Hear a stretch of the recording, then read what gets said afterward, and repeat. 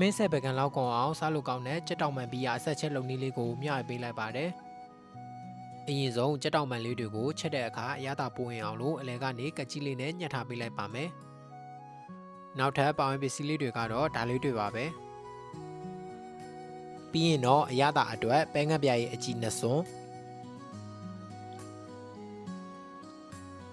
ပဲငတ်ပြားရဲ့အနောက်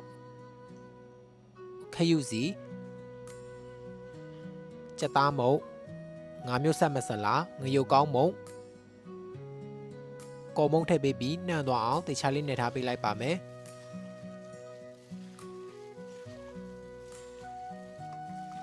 အိုးထဲမှာစီထည့်ပေးပြီးစီပူလာပြီဆိုရင်တော့ခုနကနှက်ထားတဲ့ကြက်သားလေးတွေကိုအယောင်ပြောင်းလာတဲ့အထိကြော်ပေးလိုက်ပါမယ်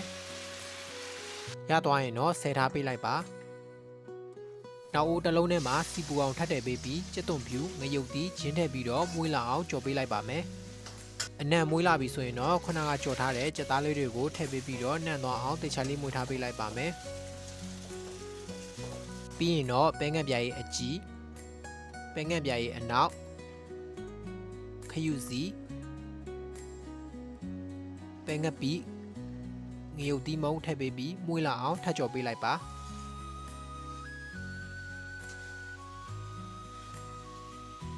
နောက်ထပ်မနေ့ကဝယ်ထားတဲ့ဘီယာလေးဖောက်တက်ပေးပြီးတော့7မိနစ်လောက်ချက်ထားပေးလိုက်ပါမယ်